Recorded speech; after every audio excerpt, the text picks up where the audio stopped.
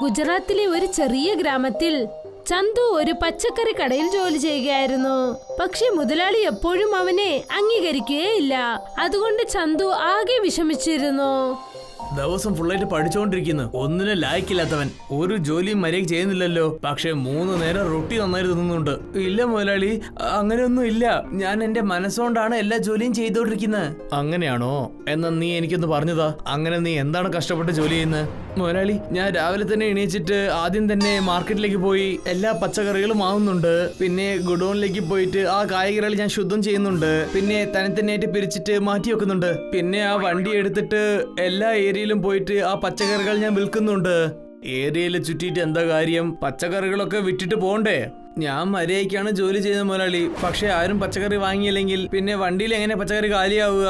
ചെയ്യുന്ന ജോലിക്ക് 10 പൈസക്ക് പ്രയോജനമില്ല. പക്ഷെ സംസാരിക്കുന്നത് കണ്ടാലോ, ഇങ്ങനെ വിട്ടാൽ നാൾ മുഴുവനും നീ ഇങ്ങനെ സംസാരിച്ചോണ്ടിരിക്കും. നിങ്ങൾ എന്റെ അടുത്ത് ചോദിച്ചല്ലേ മുതലാളി ഞാൻ പറഞ്ഞത്. ശരി, നീ ഇവിടുന്ന് പുറപ്പെട്ടോ. പിന്നെ വണ്ടി ശ്രദ്ധയോടെ നോക്കണം, ഇല്ലെങ്കിൽ എല്ലാ പച്ചക്കറികളും അവിടെ മൃഗങ്ങളും കഴിച്ചോളും. ഒരു പക്ഷെ അങ്ങനെ സംഭവിച്ചാലേ പിന്നെ നിന്റെ ഈ മാസമുള്ള ശമ്പളം നിനക്ക് കിട്ടില്ല. മനസ്സിലായോ? ചന്തു ഒന്നും മിണ്ടിയില്ല. പിന്നെ വളരെ സമാധാനത്തോടെ അവിടെ നിന്നും പോയി. ചന്തു തന്റെ വണ്ടിക്കട എടുത്തു. രാവിലത്തെ ടിഫിൻ പോലും കഴിക്കാതെ പച്ചക്കറികൾ വിൽക്കാനായി തിരിച്ചു. പച്ചക്കറി വാങ്ങാൻ വരൂ, ശുദ്ധമായുള്ള പച്ചക്കറി വാങ്ങാൻ വരൂ. മമതയും സുനിതയും ഓരോരുത്തരും ഓരോ സഞ്ചി എടുത്തുകൊണ്ട് ചന്തുവിന്റെ കയ്യിൽ നിന്നും ആഹാരം വാങ്ങാനായി വീട്ടിൽ നിന്നും താഴേക്ക് പോയി. നമസ്കാരം ചേച്ചി, എങ്ങനെയുണ്ട്?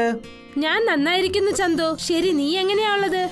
എന്ത് പറയണ ചേച്ചി, മുതലാളി എപ്പോ നോക്കിയാൽ എന്നെ ചീത്ത പറഞ്ഞുകൊണ്ടിരിക്കുന്നത്. ഞാനും കഷ്ടപ്പെട്ട് എന്റെ ജോലി ചെയ്യുകയാണ്. ദിവസം തോറും കഷ്ടപ്പെടുന്ന കാശ് മുതലാളിക്ക് തരുന്നുണ്ട്. പക്ഷെ മുതലാളി മനസ്സിലാക്കുന്നില്ലല്ലോ. അപ്പോഴാണ് പുറകിൽ അദ്ദേഹത്തിന്റെ മുതലാളി വന്നത്. ചന്തു പറഞ്ഞത് അദ്ദേഹം കേട്ടു കഴിഞ്ഞു. ഓ, അങ്ങനെയാണോ? നീ ജനങ്ങളെടുത്ത് എന്നെ പറ്റി തെറ്റായിട്ട് നീ പറഞ്ഞു കൊടുക്കുകയാണോ? ഒരു വശത്ത് നോക്കിയാൽ നിന്നെ പോലെ പഠിക്കാത്ത ഒരു മണ്ടനാണ് ഞാൻ ജോലിക്ക് വെച്ചിരിക്കുന്നത്. പക്ഷെ നീ ജനങ്ങളെടുത്ത് എന്നെ പറ്റി തെറ്റായിട്ട് പറയുകയാണോ? ഇല്ല മുതലാളി, ഞാൻ നിങ്ങളെ പറ്റി തെറ്റായിട്ട് പറഞ്ഞതല്ല. അത് അങ്ങനെയാണോ? ഇപ്പൊ നീ എന്റെ മുമ്പ് കള്ളവും പറയുകയാണോ? ഞാൻ തന്നെ എന്റെ ചെവി കൊണ്ട് കേട്ടതാണ് നീ എന്നെ പറ്റി എന്താണ് സംസാരിച്ചതെന്ന്. ഞാനുള്ളപ്പോഴേ ഇങ്ങനെ സംസാരിക്കുകയാണെങ്കിൽ ഞാൻ ഇല്ലാത്ത സമയത്ത് നീ എന്നെ പറ്റി എന്തൊക്കെ സംസാരിക്കും? ഇനി മുതൽ നീ എന്റെ വീട്ടിലേക്ക് വരേ വേണ്ട. പിന്നെ എന്റെ ഈ തള്ളുവണ്ടി എടുത്തിട്ട് നീ എന്റെ ഗുഡൌണിൽ പോയി വെക്കണം. പക്ഷെ മുതലാളി, ഞാൻ മാസം മുഴുവനും ജോലി ചെയ്തതാണല്ലോ. എന്റെ ശമ്പളങ്ങൾ തിരിച്ചു തരൂ. ശമ്പളത്തിന് പകരം ഈ തള്ളുവണ്ടി നീ തന്നെ വെച്ചോളൂ. ഈ രാശിയില്ലാത്ത തള്ളുവണ്ടി എനിക്ക് വേണ്ട. പിന്നെ നിനക്ക് ശമ്പളവും ഇല്ല. മുതലാളി ആ സ്ഥലത്തു നിന്നും പോയി. പിന്നെ ചന്തു തന്റെ ജോലി പോയത് ആലോചിച്ച് ഒരുപാട് വിഷമിച്ചു. എന്തിനാ കരയുന്നത് ചന്തു? മുതലാളി നിന്നെ ജോലിയിൽ നിന്നും പറഞ്ഞയച്ചു. അതിനെന്താ ഇപ്പോൾ? നീ നിന്റെ സ്വന്തമായൊരു വ്യാപാരം ഉണ്ടാക്ക്. മാത്രമല്ല, മറ്റൊരാളെ വിശ്വസിച്ച് നാം എത്ര കാലം ജീവിക്കാനാണ്? മമത പറഞ്ഞത് കേട്ടതും ചന്തുവിന് ആത്മവിശ്വാസം കൂടി. വണ്ടിക്കടയിലുള്ള എല്ലാ സാധനങ്ങളും വിറ്റു. പിന്നെ അതിൽ നിന്നും കിട്ടിയ കാശ് വെച്ച് അടുത്ത ദിവസം വീണ്ടും പച്ചക്കറികൾ വാങ്ങിക്കാമെന്ന് തീരുമാനിച്ചു. ജോലിയൊക്കെ ഞാൻ ചെയ്യും, പക്ഷേ എവിടെയാ ഞാൻ താമസിക്കുക? ചന്തുവിന് യാതൊരു വഴിയും അറിയാത്തപ്പോൾ രാത്രി ഒരുപാട് സമയമായി. രാത്രി തന്റെ ഉന്തുവണ്ടിക്കടയിൽ തന്നെ അദ്ദേഹം ഉറങ്ങിപ്പോയി. പിന്നെ അദ്ദേഹം ആഴ്ന്ന നിദ്രയിലേക്ക് പോയി. ഈ രാത്രിയിൽ ആരാ വന്നത്? എന്തിനാ ഇങ്ങനെ ശല്യം ചെയ്യുന്നത്? അപ്പോഴാണ് മിന്നലിടിക്കാൻ തുടങ്ങിയത്. പിന്നെ ഇടിയോടൊപ്പം ചേർന്ന മഴയും പെയ്യാൻ തുടങ്ങി. ചന്തുവിന് ഒതുങ്ങാൻ വേറൊരു സ്ഥലവും തന്നെ ഇല്ല. അതുകൊണ്ട് അദ്ദേഹം ആ വണ്ടിയുടെ അടിയിൽ ചെന്നിരുന്നു. ആ തെരുവിലുണ്ടായിരുന്ന പട്ടികൾ ഒരു കടയുടെ വാതിൽക്കൽ ചെന്നിരുന്നു. പക്ഷെ അവരെ ആ കടക്കാരൻ തുരത്തി വിട്ടിരിക്കുന്നു. വണ്ടിക്കടയിലുണ്ടായിരുന്ന ചന്തു ഇതെല്ലാം കേൾക്കുന്നുണ്ടായിരുന്നു. പിന്നെ അദ്ദേഹം ആ പട്ടികളെ തന്റെ വണ്ടിക്കടയിനടിയിലേക്ക് കൂട്ടിക്കൊണ്ടുവന്നു.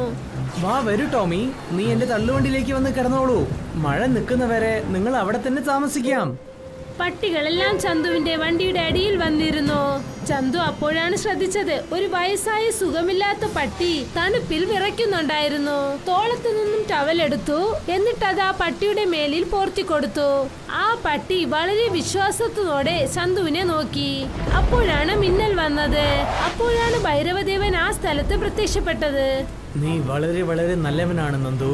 നിന്റെ അടുത്ത് നിനക്ക് തന്നെ താമസിക്കാൻ സ്ഥലമില്ല. എന്നാലും നീ ഈ വായില്ലാത്ത പ്രാണിക്ക് താമസിക്കാൻ നീ സ്ഥലം കൊടുത്തല്ലോ. ഈശ്വര, പാവം, ഇതിനൊന്നും സംസാരിക്കാൻ പറ്റില്ല. പക്ഷേ ഞാൻ മനുഷ്യനല്ലേ, അതുകൊണ്ട് ഞാൻ മനസ്സിലാക്കി. ഇതും നനയാണ്ടിരിക്കാൻ വേണ്ടി എന്തെങ്കിലും സ്ഥലം വേണ്ടേ? അതുകൊണ്ടാണ് ഇതിന് എന്റെ തള്ളുവണ്ടിയിൽ ഞാൻ സ്ഥലം കൊടുത്തത്. നായി എന്റെ വാഹനമാണ്, പിന്നെ എന്റെ ആലോചകനും. നീ എന്റെ വാഹനത്തിന് സഹായം ചെയ്തിട്ടുണ്ട്. പറയൂ, നിനക്ക് എന്താ വേണ്ടത്? ഹേ പ്രഭു, ഞാനൊരു പാവപ്പെട്ടവനാണ്. കായ്കറികൾ വിറ്റിട്ടാണ് എൻ്റെ ജീവിതം നടത്തുന്നത്. എനിക്ക് ജീവിക്കാൻ വേണ്ടി എൻ്റെ കയ്യിൽ എല്ലാം ഉണ്ട്, പക്ഷേ താമസിക്കാൻ ഒരു വീടില്ല. ഈ തള്ളുവണ്ടി കൊണ്ടാണ് മറ്റുള്ളവരെ നീ സഹായിക്കുന്നത്. ഈ തള്ളുവണ്ടി നിന്നെയും സഹായിക്കും. ഇതിന് ശേഷം നിന്റെ ഈ തള്ളുവണ്ടി രാത്രി സമയത്തിൽ ഇതൊരു നല്ല വീടായിട്ട് മാറും. പിന്നെ അതിൽ നീ ജീവിക്കാൻ വേണ്ടി അതിലുള്ള എല്ലാ സാധനങ്ങളും ഉണ്ടാവും. നിങ്ങൾക്ക് വളരെ വളരെ നന്ദിയുണ്ട് സ്വാമി. ഞാൻ ഇതിനു വേണ്ടി നിങ്ങളടുത്ത് എപ്പോഴും നന്ദിയോടുണ്ടാവും. ചന്തുവിന് വരം നൽകിയതും തന്നെ ഭൈരവദേവൻ ആ സ്ഥലത്തു നിന്നും മാഞ്ഞുപോയി. പിന്നെ ചന്തുവിന്റെ ആ വണ്ടിക്കട അതൊരു വലിയ വീടായി മാറിക്കഴിഞ്ഞു. ചന്തു പട്ടികളെല്ലാം വിളിച്ചുകൊണ്ട് ആ വീട്ടിനകത്തേക്ക് പോയി. പിന്നെ അവിടെ ഉണ്ടായിരുന്ന ചപ്പാത്തി പട്ടികൾക്ക് കഴിക്കാൻ നൽകി. ഇതാ റൊട്ടി കഴിച്ചോളൂ. പട്ടികളെല്ലാം വളരെ ആഗ്രഹത്തോടെ ആ ആഹാരം കഴിച്ചു. പിന്നെ ചന്തുവും അവിടെ ഉണ്ടായിരുന്ന ആഹാരങ്ങൾ കഴിക്കാൻ തുടങ്ങി. പിന്നീട് അദ്ദേഹം ഉറങ്ങാനായി ചെന്നു. അടുത്ത ദിവസം രാവിലെ ചന്തുവിന്റെ മുതലാളി ഇക്കാര്യം അറിയാൻ തുടങ്ങിയപ്പോൾ അത് തന്നെ ചന്തുവിന്റെ വണ്ടിക്കട ഒരു മാന്ത്രിക വീടായി മാറിക്കഴിഞ്ഞു. ചില റൗഡികളെ വിളിച്ചുകൊണ്ട് ചന്തുവിന്റെ ആ വണ്ടിക്കട മോഷ്ടിക്കാനായി ചെന്നു. വളരെ നല്ലത്, നീ എനിക്ക് ഇവിടെ തന്നെ കിട്ടി. നിങ്ങളല്ലേ എന്നെ ജോലി വിട്ട് തൂക്കിയത്, പിന്നെ എന്തിനാ നിങ്ങൾ എന്നെ അന്വേഷിച്ചു വന്നത്? നിന്റെ അടുത്ത് എന്റെ തള്ളുവണ്ടി ഉണ്ടല്ലോ, ആ തള്ളുവണ്ടി എനിക്ക് തിരിച്ചു തരണം. ആ തള്ളുവണ്ടി ഇപ്പോൾ നിങ്ങളുടെ അല്ല, അത് എന്റെ തള്ളുവണ്ടിയാണ്. അതുമാത്രമല്ലാതെ നിങ്ങൾ എനിക്ക് തരാനുള്ള ശമ്പളവും നിങ്ങൾ തന്നിട്ടില്ല. മര്യാദയ്ക്ക് മിണ്ടാതിരുന്നിട്ടേ എന്റെ തള്ളുവണ്ടി താ, ഇല്ലെങ്കിൽ നിനക്കത് നല്ലതല്ല. എന്റെ ആൾക്കാർ നീ കണ്ടതല്ലേ, പിന്നെ അവന്മാർ ചേർന്ന് എന്റെ കയ്യും കാലും തല്ലിയൊടിക്കും. നിങ്ങൾ എന്ത് ചെയ്താലും ശരി, എന്നെ കൊണ്ട് ആ തള്ളുവണ്ടി നിങ്ങൾക്ക് തിരിച്ചു തരാൻ പറ്റില്ല. മുതലാളി തന്റെ അടിയാളുകളോട് ചന്തുവിനെ അടിക്കാനായി പറഞ്ഞു. മുതലാളിയുടെ ഉത്തരവ് കേട്ട് റൗഡികളെല്ലാം ചന്തുവിനെ അടിക്കാൻ വേണ്ടി കമ്പെടുത്തുകൊണ്ട് മുൻപിലോട്ട് വന്നു. അതിലൊരു റൗഡി ചന്തുവിനെ കമ്പ് കൊണ്ട് ഒരടി അടിച്ചു. നിങ്ങൾ ചെയ്യുന്നത് ശരിയല്ല, ഇതിനുള്ള ശിക്ഷ നിങ്ങൾക്ക് തീർച്ചയായിട്ടും കിട്ടും. ആ റൗഡികൾ ചന്തു പറയുന്നത് കേട്ടതേ ഇല്ല. പിന്നെ ചന്തുവിനെ അടിക്കാൻ തുടങ്ങി. ഏത് പട്ടികൾക്കാണോ ചന്തു തന്റെ വണ്ടിക്കടയിൽ താമസിക്കാൻ സ്ഥലം നൽകിയത്, അവരിതെല്ലാം കണ്ടു. എന്നിട്ട് ഉച്ചത്തിൽ കുരയ്ക്കാൻ തുടങ്ങി. ആ റൗഡികൾ ചന്തുവിനെ അടിക്കുന്നത് നിർത്തിയില്ല എന്ന് അറിഞ്ഞതും ആ പട്ടികൾ അവിടെ നിന്നും ഓടി വന്നു. പട്ടികൾ ആ റൗഡികളുടെ കാല് പിടിച്ചു കടിച്ചു. എന്റെ കാല് രക്ഷിക്കൂ. പട്ടിയുടെ കടിക്ക് പേടിച്ചിട്ട് റൗഡികളും മുതലാളിയും ആ സ്ഥലത്തു നിന്നും ഓടിക്കളഞ്ഞു. ഞാൻ എന്താ ആലോചിച്ച് വെച്ചാൽ, ഈ നാട്ടിൽ എനിക്ക് ആരും ഇല്ലെന്ന് വിചാരിച്ചു. പക്ഷെ നിങ്ങളാണ് എന്റെ ശരിക്കുള്ള സുഹൃത്തുക്കൾ. ഇതിനു ശേഷം നിങ്ങൾ എപ്പോഴും എന്റെ കൂടെ തന്നെ ഉണ്ടാവണം. അടുത്ത ദിവസം രാവിലെ ആയതും വീട് മറഞ്ഞുപോയി. അത് വെറും ഒരു വണ്ടിക്കടയായി മാറി. പിന്നെ ചന്തു ആ മാന്ത്രിക വണ്ടിക്കടയിൽ പച്ചക്കറികൾ വിൽക്കാനായി ഗ്രാമമായി ചുറ്റുകയാണ്. രാംപൂർ എന്ന പേരുള്ള ഒരു ഗ്രാമമുണ്ടായിരുന്നു. അവിടെ കിഷൻ തന്റെ മകൾ നേഹയോടൊപ്പം ജീവിച്ചിരുന്നു. കിഷന്റെ 2 കാലും ശരിയില്ലാതായിരുന്നു. അദ്ദേഹത്തിന് സ്വന്തമായ ഒരു വീട് പോലും ഇല്ല. ഒരു മരത്തിനടിയിൽ അവിടെ ടെന്റ് ഇട്ടുകൊണ്ട് അതിനടിയിൽ ഇസ്തിരി ചെയ്തുകൊണ്ട് അവരുടെ ജീവിതം കഴിഞ്ഞുപോയിരുന്നു. ഒരു ദിവസം അതിഭയങ്കരമായി മഴ പെയ്തു. പിന്നെ അവരുടെ ടെന്റും പറന്നുപോയി. അതിനുശേഷം അച്ഛാ, എല്ലാ തുണിയും നനഞ്ഞു പോയി. നമുക്ക് മുകളിലുണ്ടായിരുന്ന ടെന്റും പറന്നുപോയി. ഇപ്പോൾ നമ്മൾ എന്താ ചെയ്യുക? ഇത് നോക്കുമ്പോളെ, നീ കരയല്ലേ, എല്ലാം ശരിയാവും. ആത്മവിശ്വാസത്തോടെ ഇരിക്കും. ചിലപ്പോൾ കഷ്ടപ്പാട് അനുഭവിക്കാനുള്ള വിധി ഉണ്ടാകും, അത് അനുഭവിച്ചേ പറ്റൂ. സന്തോഷമായിരിക്കാനുള്ള വിധി ഉണ്ടെങ്കിൽ അതും അനുഭവിച്ചേ പറ്റൂ.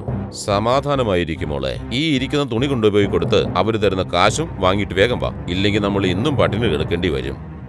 നേതാ നനഞ്ഞ തുണികളുമായി അവിടുന്ന് പോയി. എന്നിട്ട് ജനങ്ങളോട് അവരുടെ തുണികൾ നൽകിക്കൊണ്ട് കാശ് ചോദിച്ചു. പക്ഷെ അതിനായി കാശ് ആരും അവൾക്ക് നൽകിയില്ല. എല്ലാരും അവളെ തിരിച്ചുവിട്ടു. നേതാ കരഞ്ഞുകൊണ്ടേ തിരിച്ചുപോയി. എന്നിട്ട് ആലോചിച്ചു, ആരും കാശ് നൽകിയില്ല. ഇപ്പോൾ മേഗി മേഡത്തിന്റെ തുണി മാത്രമാണുള്ളത്. അവരെങ്കിലും ഈ തുണി വാങ്ങിക്കൊണ്ട് കാശ് നൽകണം. നേതയുടെ അടുത്ത് തന്നെ മേഗി എന്നു പേരുള്ള ഒരു ലേഡി ഉണ്ടായിരുന്നു. അവർ ദിവസവും അവരോടാണ് ഇസ്തിരിയിടുന്നത്. എന്നാൽ ടൈമിന് കാശും നൽകില്ല. നേത ഡ്രസ്സും കൊണ്ട് അവിടേക്ക് ചെന്നു. ആ തുണിയെ അവളുടെ മുകളിൽ എറിഞ്ഞുകൊണ്ട് അവൾ പറഞ്ഞു, എടുത്തുകൊണ്ട് പോയി ഈ തുണിയെ. വീണ്ടും ഇത് അലക്കി അയൺ ചെയ്ത് ഇവിടെ കൊണ്ടുവന്ന് താ. മേഡം, എന്തെങ്കിലും കാശ് നൽകിയാൽ കുറച്ച് ഹെൽപ്പായിരിക്കും. കൊണ്ടുവന്ന തുണി നനഞ്ഞിരിക്കുന്നു, കാശ് വേറെ ചോദിക്കുന്നോ? ഇവിടെ നിന്നും പോ, ഒന്നും കിട്ടില്ല. നേത കരഞ്ഞുകൊണ്ടേ കാട്ടിനകത്തേക്ക് പോയി. അവിടെ ആറ്റിന്റെ കരയിലിരുന്ന് കരഞ്ഞുകൊണ്ടേയിരുന്നു. എന്നിട്ട് പറഞ്ഞു, ഇപ്പോൾ ഞാൻ എന്ത് ചെയ്യാനാ? എന്നെ ആര് സഹായിക്കും? എനിക്കൊന്നും മനസ്സിലാകുന്നില്ല. ഇപ്പോൾ ഞാൻ അച്ഛനോട് ചെന്ന് എന്താണ് പറയേണ്ടത്? എന്റെ ദൈവമേ, നീ വേണം എന്നെ സഹായിക്കാൻ. നേതാ കുറെ സമയം അവിടെ തന്നെ ഇരുന്നു. എന്നിട്ട് അവിടെയുള്ള മണൽ കൊണ്ട് ഒരു മണൽ വീട് കെട്ടിയിട്ട് എന്തു പറഞ്ഞെന്നാൽ, ദൈവം നമുക്ക് സ്വന്തമായ ഒരു വീട് പോലും നൽകിയില്ല, ഈ മണൽ വീടെങ്കിലും ഇരിക്കട്ടെ. അപ്പോഴാണ് നേതാ അവിടെ കരയിൽ ഒരു മീൻ ജീവന് വേണ്ടി കഷ്ടപ്പെടുന്നത് കണ്ടത്. നേതാ അതിനെ എടുത്ത് വീണ്ടും വെള്ളത്തിനകത്തിട്ടു. ഉടൻ തന്നെ അവിടെ ഒരു വെളിച്ചം തോന്നി. അപ്പോൾ മുൻപിൽ ഒരു ദേവത വന്നു നിന്നു. മകളെ, നീ എന്നെ സഹായിച്ച് എന്റെ ശാപത്തിൽ നിന്നും എനിക്ക് മുക്തി നൽകിയിരിക്കുന്നു. ഞാനൊരു ദേവതയായിരുന്നു. ശാപം കാരണം ഞാനൊരു മീനായി മാറി. ഞാൻ നിനക്ക് എന്തെങ്കിലും നൽകണമെന്ന് ആഗ്രഹിക്കുന്നു. നിനക്ക് എന്തെങ്കിലും വേണമെങ്കിൽ എന്നോട് ചോദിക്കാം. പറയൂ, നിനക്ക് എന്താണ് വേണ്ടത്? എനിക്കൊരു വീടില്ല, എനിക്കൊരു വീട് വേണം. നേതാ മണൽ കൊണ്ട് വീട് കെട്ടിയത് ദേവത അപ്പോഴേ ശ്രദ്ധിച്ചു. ദേവത ആ മണൽ വീടിനെ ഒരു വലിയ മാന്ത്രിക മൺവീടായി മാറ്റി. എന്നിട്ട് ആ വീടിനെ വളരെ സ്ട്രോങ് ആക്കി മാറ്റി. എന്നിട്ട് നേതയോട് പറഞ്ഞു, നേതാ, ഇത് മാന്ത്രിക വീടാണ്. ഇതിനോട് നീ എന്തു ചോദിച്ചാലും അത് നിനക്ക് നൽകും. പിന്നെ ഇതിനെ കൊണ്ട് കാറ്റിൽ പോലും പറക്കാൻ പറ്റും. ഇതിലുള്ള സാധനങ്ങൾ മുഴുവൻ മാന്ത്രിക സാധനങ്ങളായിരിക്കും. പക്ഷെ ഓർമ്മ വെച്ചോ, എപ്പോഴും മറ്റുള്ളവർക്ക് വേണ്ടി മാത്രമേ നീ ഉപയോഗിക്കാവൂ. ഇത് പറഞ്ഞിട്ട് ദേവത അവിടെ നിന്നും മറഞ്ഞു. നേതാ ആ വലിയ മാന്ത്രിക വീടിനോട് ചോദിച്ചു, എന്നെ കൊണ്ടുപോയി എന്റെ പഴയ വീട്ടിലേക്ക് വിട്. ഗ്രാമത്തിലെ ജനങ്ങളൊക്കെ ആ പറക്കുന്ന വീടിനെ ആശ്ചര്യത്തോടെ നോക്കി. അവളുടെ അച്ഛൻ വളരെ ആശ്ചര്യത്തോടെ ആ പറക്കുന്ന വീടിനെ നോക്കിക്കൊണ്ടിരുന്നു. അപ്പോഴാണ് അതിനകത്തു നിന്നും നേതാ പുറത്തു വന്നത്. അദ്ദേഹം അവളെ കണ്ടതും എന്തു ചോദിച്ചെന്നാൽ, ഇത്രയും വലിയ മണ്ണിന്റെ വീട് നിനക്ക് എവിടുന്ന് കിട്ടി? അതുമല്ലേ ഇതെങ്ങനെ കാറ്റിൽ പറക്കുന്നത്? നേതാ ആ മാന്ത്രിക വീടിനെ കുറിച്ചും പിന്നെ ആ ദേവതയെക്കുറിച്ചും നടന്നതൊക്കെ അദ്ദേഹത്തിനോട് പറഞ്ഞു. എല്ലാ വിഷയവും കേട്ടപ്പോൾ കിഷന് വളരെ സന്തോഷമായി. അതിനുശേഷം രണ്ടുപേരും വളരെ ആഗ്രഹമൊന്നുമില്ലാതെ കഷ്ടപ്പെട്ട് അയൺ ചെയ്യുന്ന ജോലി തുടങ്ങി. ഇപ്പോൾ അവർ രണ്ടുപേരും തുണി വാങ്ങാൻ ഇനി ഒരു വീട്ടിലേക്ക് പോകാറില്ല. അതിനു പകരമായി ആ വീടിനോടൊപ്പം അവരും കൂടെ പറന്നു പോകും. പയ്യെ പയ്യെ രണ്ടുപേരുടെ ജോലിയും വലുതായി.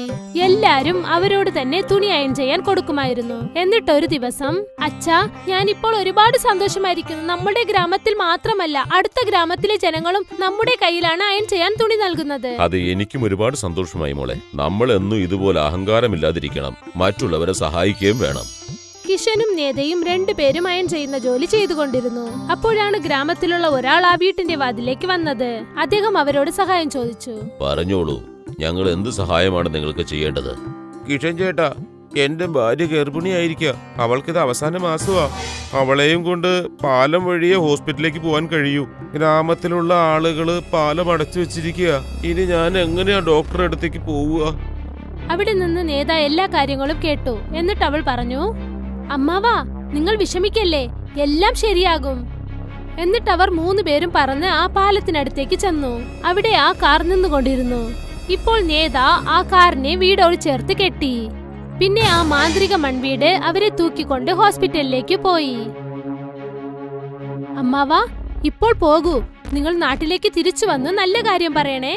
ഈ കാര്യം ഗ്രാമത്തിലുള്ള എല്ലാവർക്കും അറിഞ്ഞു തുടങ്ങി. അതായത് എങ്ങനെയാണ് ആ മാന്ത്രിക വീടിന്റെ സഹായത്തോടു കൂടി നേതയും കിഷനും ചേർന്ന് ആ ഗ്രാമത്തിലെ ജനങ്ങളെ സഹായിക്കുന്നതെന്ന്. ജനങ്ങളൊക്കെ അവർ രണ്ടുപേരെയും ഒരുപാട് ബഹുമാനിച്ചു. ഒരു ദിവസം മാഗി തിരിച്ചു വന്നു. അവൾ കുറച്ചു ദിവസം പുറത്തു പോയിരിക്കുകയായിരുന്നു. അവൾ വന്നതിന് ശേഷം ആ വീടിനെ കുറിച്ച് അവളും അറിഞ്ഞു. വന്നതു മുതൽ ഇവരെ കുറിച്ച് കേട്ട് എനിക്ക് കാതുകൾ തന്നെ വേദനിക്കുന്നു. ഇവർ രണ്ടുപേരെയും ഒരു പാഠം പഠിപ്പിക്കണം. അതിനുശേഷം മാഗി ആരും അറിയാതെ ആ മാന്ത്രിക വീട്ടിലേക്ക് ചെന്നു. എന്നിട്ട് അവിടെ അയൺ ചെയ്യാൻ നൽകിയിരുന്ന തുണികളെ കരിച്ചു കളയാൻ ശ്രമിച്ചു. പക്ഷെ എല്ലാം തന്നെ തലകീഴായി മാറിപ്പോയി. ആ അയൺ ബോക്സ് അവളെ തന്നെ ചുട്ടുകളയാൻ ശ്രമിച്ചു. അല്ല, എന്താ ഇത്? അയ്യോ, രക്ഷിക്കണേ, രക്ഷിക്കണേ, എന്നെ ആരെങ്കിലും രക്ഷിക്കണേ. ഇതിനകം തന്നെ നേതയും കിഷനും അവിടെ വന്നു. എന്നിട്ട് അയൺ ബോക്സിനോട് നിൽക്കാനായി ആജ്ഞാപിച്ചു. എന്നോട് ക്ഷമിക്കൂ, ഞാൻ എപ്പോഴും നിങ്ങൾക്ക് ദ്രോഹമേ ചെയ്തിട്ടുള്ളൂ. ഇന്ന് പോലും നിങ്ങളുടെ പേര് നശിപ്പിക്കാനായി എല്ലാ തുണിയും നശിപ്പിച്ചു കളയാനാണ് വന്നത്. പക്ഷെ നീ എത്ര നല്ലവളാണ്, എന്നെ നീ രക്ഷിച്ചു. ചേച്ചി, നിങ്ങൾ നിങ്ങളുടെ തെറ്റ് മനസ്സിലാക്കി. അത് എത്ര വലിയ കാര്യമാണെന്നോ. നമ്മൾ എപ്പോഴും മറ്റുള്ളവരെ സഹായിക്കണം, പക്ഷേ മറ്റുള്ളവരെ കഷ്ടപ്പെടുത്താൻ പാടില്ല. എപ്പോഴും എന്നെ അച്ഛനൊന്നു പറയും. നമുക്ക് കിട്ടാനുള്ള സന്തോഷങ്ങളൊക്കെ തീർച്ചയായും നമുക്ക് കിട്ടും. അതാരെ കൊണ്ടും തടുക്കാൻ പറ്റില്ല. അച്ഛനും മകളും മാറി മാറി സ്നേഹത്തോടെ കെട്ടിപ്പിടിച്ചു. പിന്നെ ഇതുപോലെ തന്നെ യാതൊരു അത്യാഗ്രഹവുമില്ലാതെ മറ്റുള്ളവർക്ക് ഉപകാരം ചെയ്ത് ആ വലിയ മാന്ത്രിക വീട്ടിൽ ജീവിച്ചു വന്നു. രാംപൂർ എന്ന പേരുള്ള ഒരു ഗ്രാമമുണ്ടായിരുന്നു. അവിടെ കിഷൻ തന്റെ മകൾ നേഹയോടൊപ്പം ജീവിച്ചിരുന്നു. കിഷന്റെ 2 കാലും ശരിയില്ലാതായിരുന്നു. അദ്ദേഹത്തിന് സ്വന്തമായ ഒരു വീട് പോലും ഇല്ല. ഒരു മരത്തിനടിയിൽ അവിടെ ടെന്റ് ഇട്ടുകൊണ്ട് അതിനടിയിൽ ഇസ്തിരി ചെയ്തുകൊണ്ട് അവരുടെ ജീവിതം കഴിഞ്ഞുപോയിരുന്നു. ഒരു ദിവസം അതിഭയങ്കരമായി മഴ പെയ്തു. പിന്നെ അവരുടെ ടെന്റും പറന്നുപോയി. അതിനുശേഷം അച്ഛാ, എല്ലാ തുണിയും നനഞ്ഞുപോയി. നമുക്ക് മുകളിലുണ്ടായിരുന്ന ടെന്റും പറന്നുപോയി. ഇപ്പോൾ നമ്മൾ എന്താ ചെയ്യുക? ഇത് നോക്കുമ്പോളെ നീ കരയല്ലേ, എല്ലാം ശരിയാവും. ആത്മവിശ്വാസത്തോടെ ഇരിക്കും. ചിലപ്പോൾ കഷ്ടപ്പാട് അനുഭവിക്കാനുള്ള വിധി ഉണ്ടാകും, അത് അനുഭവിച്ചേ പറ്റൂ. സന്തോഷമായിരിക്കാനുള്ള വിധി ഉണ്ടെങ്കിൽ അതും അനുഭവിച്ചേ പറ്റൂ. സമാധാനമായിരിക്കും മോളെ. ഈ ഇരിക്കുന്ന തുണി കൊണ്ടുപോയി കൊടുത്ത് അവര് തരുന്ന കാശും വാങ്ങിയിട്ട് വേഗം വാ, ഇല്ലെങ്കിൽ നമ്മൾ ഇന്നും പട്ടിണി കിടക്കേണ്ടി വരും. നേതാ നനഞ്ഞ തുണികളുമായി അവിടുന്ന് പോയി. എന്നിട്ട് ജനങ്ങളോട് അവരുടെ തുണികൾ നൽകിക്കൊണ്ട് കാശ് ചോദിച്ചു. പക്ഷെ അതിനായി കാശ് ആരും അവൾക്ക് നൽകിയില്ല. എല്ലാരും അവളെ തിരിച്ചുവിട്ടു. നേതാ കരഞ്ഞുകൊണ്ടേ തിരിച്ചുപോയി. എന്നിട്ട് ആലോചിച്ചു, ആരും കാശ് നൽകിയില്ല. ഇപ്പോൾ മാഗി മേഡത്തിന്റെ തുണി മാത്രമാണുള്ളത്. അവരെങ്കിലും ഈ തുണി വാങ്ങിക്കൊണ്ട് കാശ് നൽകണം. നേതയുടെ അടുത്തു തന്നെ മാഗി എന്നു പേരുള്ള ഒരു ലേഡി ഉണ്ടായിരുന്നു. അവർ ദിവസവും അവരോടാണ് ഇസ്തിരിയിടുന്നത്. എന്നാൽ ടൈമിന് കാശും നൽകില്ല. നേത ഡ്രസ്സും കൊണ്ട് അവിടേക്ക് ചെന്നു. ആ തുണിയെ അവളുടെ മുകളിൽ എറിഞ്ഞുകൊണ്ട് അവൾ പറഞ്ഞു, എടുത്തുകൊണ്ട് പോയി ഈ തുണിയെ. വീണ്ടും ഇത് അലക്കി അയൺ ചെയ്ത് ഇവിടെ കൊണ്ടുവന്ന് താ. മേഡം, എന്തെങ്കിലും കാശ് നൽകിയാൽ കുറച്ച് ഹെൽപ്പായിരിക്കും. കൊണ്ടുവന്ന തുണി നനഞ്ഞിരിക്കുന്നു, കാശ് വേറെ ചോദിക്കുന്നോ? ഇവിടെ നിന്നും പോ, ഒന്നും കിട്ടില്ല. നേത കരഞ്ഞുകൊണ്ടേ കാട്ടിനകത്തേക്ക് പോയി. അവിടെ ആറ്റിന്റെ കരയിലിരുന്ന് കരഞ്ഞുകൊണ്ടേയിരുന്നു. എന്നിട്ട് പറഞ്ഞു, ഇപ്പോൾ ഞാൻ എന്ത് ചെയ്യാനാ? എന്നെ ആര് സഹായിക്കും? എനിക്കൊന്നും മനസ്സിലാകുന്നില്ല. ഇപ്പോൾ ഞാൻ അച്ഛനോട് ചെന്ന് എന്താണ് പറയേണ്ടത്? എന്റെ ദൈവമേ, നീ വേണം എന്നെ സഹായിക്കാൻ. നേത കുറെ സമയം അവിടെ തന്നെ ഇരുന്നു. എന്നിട്ട് അവിടെയുള്ള മണൽ കൊണ്ട് ഒരു മണൽ വീട് കെട്ടിയിട്ട് എന്തു പറഞ്ഞെന്നാൽ, ദൈവം നമുക്ക് സ്വന്തമായ ഒരു വീട് പോലും നൽകിയില്ല. ഈ മണൽ വീടെങ്കിലും ഇരിക്കട്ടെ. അപ്പോഴാണ് നേത അവിടെ കരയിൽ ഒരു മീൻ ജീവന് വേണ്ടി കഷ്ടപ്പെടുന്നത് കണ്ടത്. നേത അതിനെ എടുത്ത് വീണ്ടും വെള്ളത്തിനകത്തിട്ടു. ഉടൻ തന്നെ അവിടെ ഒരു വെളിച്ചം തോന്നി. അപ്പോൾ മുൻപിൽ ഒരു ദേവത വന്നു നിന്നു. മകളെ, നീ എന്നെ സഹായിച്ച് എന്റെ ശാപത്തിൽ നിന്നും എനിക്ക് മുക്തി നൽകിയിരിക്കുന്നു. ഞാനൊരു ദേവതയായിരുന്നു. ശാപം കാരണം ഞാനൊരു മീനായി മാറി. ഞാൻ നിനക്ക് എന്തെങ്കിലും നൽകണമെന്ന് ആഗ്രഹിക്കുന്നു. നിനക്ക് എന്തെങ്കിലും വേണമെങ്കിൽ എന്നോട് ചോദിക്കാം. പറയൂ, നിനക്ക് എന്താണ് വേണ്ടത്? എനിക്കൊരു വീടില്ല. എനിക്കൊരു വീട് വേണം. നേത മണൽ കൊണ്ട് വീട് കെട്ടിയത് ദേവത അപ്പോഴേ ശ്രദ്ധിച്ചു. ദേവത ആ മണൽ വീടിനെ ഒരു വലിയ മാന്ത്രിക മൺവീടായി മാറ്റി. എന്നിട്ട് ആ വീടിനെ വളരെ സ്ട്രോങ് ആക്കി മാറ്റി. എന്നിട്ട് നേതയോട് പറഞ്ഞു, നേത, ഇത് മാന്ത്രിക വീടാണ്. ഇതിനോട് നീ എന്തു ചോദിച്ചാലും അത് നിനക്ക് നൽകും. പിന്നെ ഇതിനെ കൊണ്ട് കാറ്റിൽ പോലും പറക്കാൻ പറ്റും. ഇതിലുള്ള സാധനങ്ങൾ മുഴുവൻ മാന്ത്രിക സാധനങ്ങളായിരിക്കും. പക്ഷെ ഓർമ്മ വെച്ചോ, എപ്പോഴും മറ്റുള്ളവർക്ക് വേണ്ടി മാത്രമേ നീ ഉപയോഗിക്കാവൂ. ഇത് പറഞ്ഞിട്ട് ദേവത അവിടെ നിന്നും മറഞ്ഞു.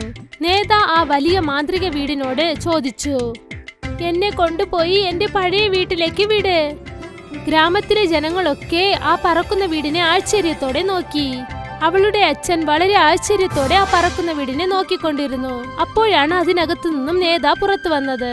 അദ്ദേഹം അവളെ കണ്ടതും എന്തു ചോദിച്ചെന്നാൽ, ഇത്രയും വലിയ മണ്ണിന്റെ വീട് നിനക്ക് എവിടുന്ന് കിട്ടി? അതുമല്ലേ ഇതെങ്ങനെ കാറ്റിൽ പറക്കുന്നത്? നേത ആ മാന്ത്രിക വീടിനെ കുറിച്ചും പിന്നെ ആ ദേവതയെക്കുറിച്ചും നടന്നതൊക്കെ അദ്ദേഹത്തിനോട് പറഞ്ഞു. എല്ലാ വിഷയവും കേട്ടപ്പോൾ കിഷന് വളരെ സന്തോഷമായി. അതിനുശേഷം രണ്ടുപേരും വളരെ ആഗ്രഹമൊന്നുമില്ലാതെ കഷ്ടപ്പെട്ട് അയൺ ചെയ്യുന്ന ജോലി തുടങ്ങി. ഇപ്പോൾ അവർ രണ്ടുപേരും തുണി വാങ്ങാൻ ഇനി ഒരു വീട്ടിലേക്ക് പോകാറില്ല.